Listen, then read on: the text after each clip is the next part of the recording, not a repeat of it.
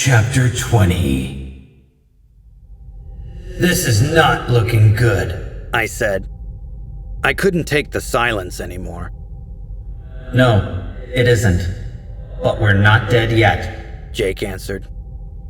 "Yet. Why doesn't that make me happy?" I asked. I looked around at the others, all crammed into a windowless steel cube. Black, dimly lit steel walls on all 6 sides. No door. It was like a coffin. "We look like some kind of circus," I said. "An elephant, a tiger, a gorilla, a wolf, and a freak of nature." That got some half-hearted laughs from the others. I don't know why I was making jokes. I guess that's the way I am. When bad things happen, I tell jokes. But inside I felt sick, like I had swallowed broken glass. "Maybe we should just demorph," Cassie said. "Maybe, if they realize we aren't Andalites, they'll let us go." She knew that was dumb, of course. But when you're scared, you start grabbing at anything. You want to believe there's a way out. The truth was, there were exactly 2 possibilities. Visser 3 would kill us, or Visser 3 would turn us into controllers. He would infest us with a Yeerk. "We should stay an animal morph," Jake said.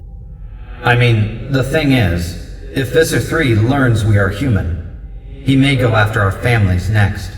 He may figure we told them something." "Prince Jake is right," Axe said.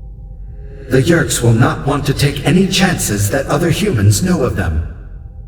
It was true. I knew it was true. I guess I'd known it all along. But hearing it said, it made me want to crawl into a corner.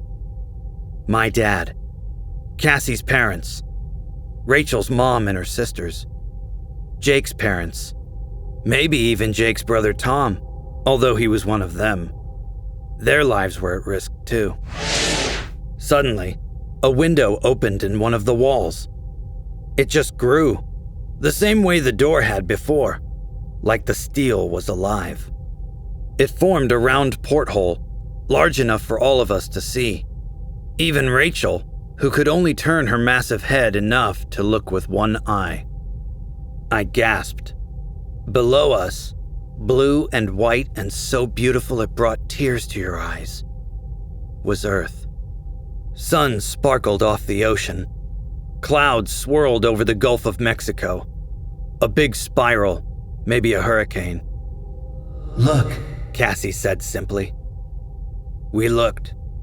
Through the eyes of the animals of Earth, but with the minds of human beings, we looked down at our planet. Our planet. For now, at least. For a little while longer. Then something different came into view as the blade ship rotated away from Earth. "This is why the Yeerks opened a window," Axe said. "This is what they wanted us to see, so that we would despair." The mothership. It was a gigantic 3-legged insect. The center was a single bloated sphere. The sphere was flatter on the bottom, and from the bottom hung a weird, mismatched series of tendrils, like the tendrils of a jellyfish. Each one must have been a 1/4 mile long. Around the sphere were 3 legs, bent up, then back down, exactly like a spider's legs. "The legs are the engines," Axe explained. "The tendrils hanging down below the belly are weapons and sensors and energy collectors. That is also where the shipboard Kandrona is.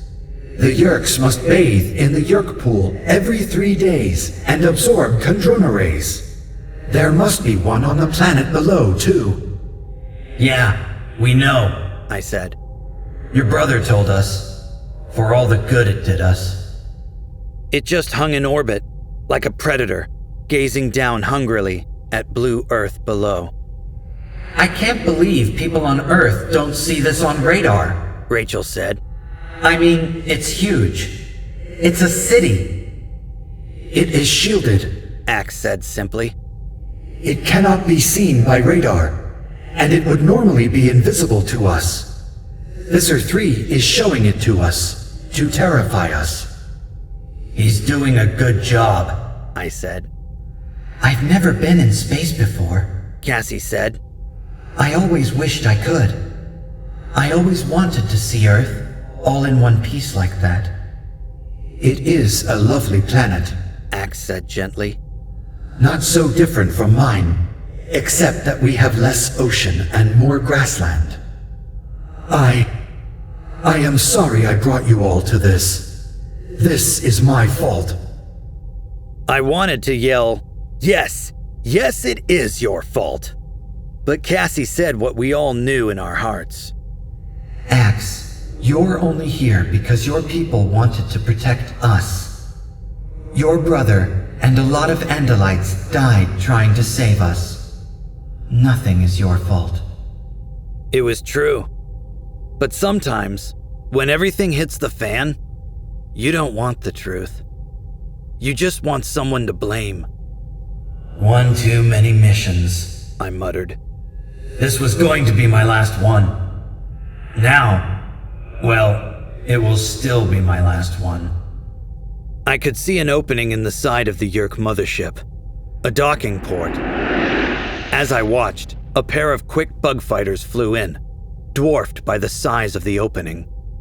A minute later, we entered the docking port and were suddenly bathed in deep red light. Through the window, we could see Yeerk crewmen, Hork-Bajir, Taxxons, and 2 or 3 other alien species, in simple red or dark brown uniforms. And there were humans too. My first reaction was hope. Humans! But then I realized the truth. No, human controllers. Yeerks. No different than the Hork-Bajir. There was a slight shudder as the blade ship came to a halt. Axe? Jake asked. What's our morph time? We have been in morph for 40% of allowable time. I did the math. So we've used up 48 minutes. Leaving what, 72 minutes? Yeah, Tobias confirmed. not a lot of time for you guys. Maybe Rachel is right. Maybe we should just go out in a blaze of glory. Attack as soon as they open the door. At least we can let them know we were here. I saw Jake extend his claws, as if he were thinking about using them. He glanced at where the door had once been, like he was measuring the distance.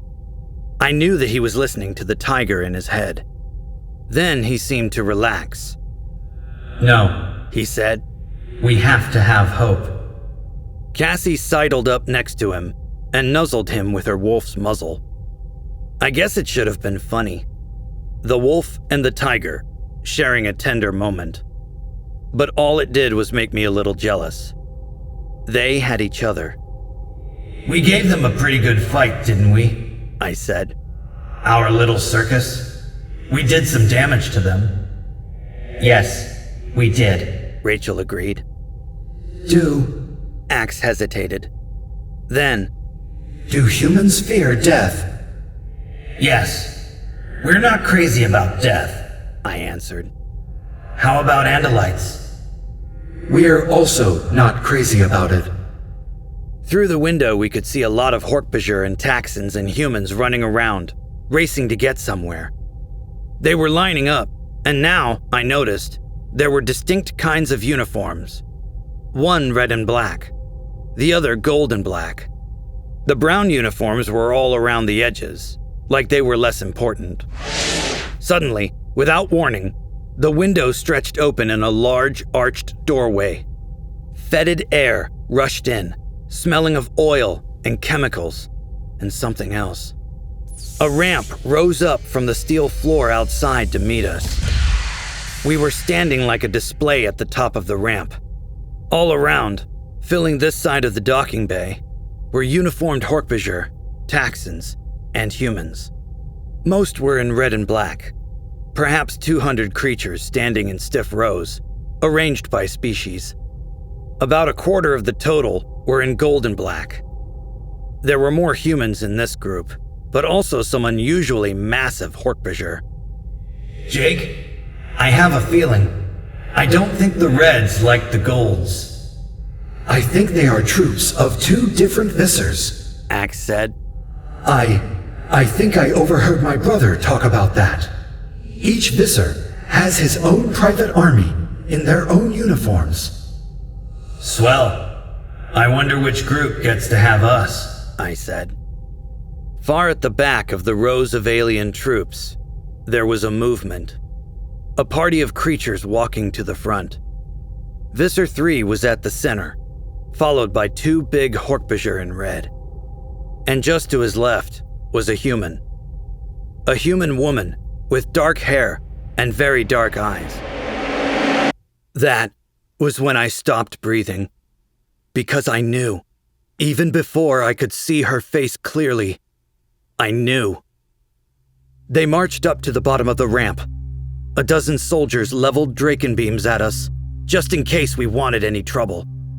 Then, in Thoughtspeak, that all could hear, Visser Three turned to the woman beside him. You see, Visser One, I have taken the Andalite bandits. The crisis is over. Your trip here is wasted, and you can return to the home world. Visser One nodded. She looked up at us with those dark brown, human eyes. Eyes I knew. Eyes I remembered. The same eyes that watched me sleep every night from the framed picture beside my bed. My mother. Visser One.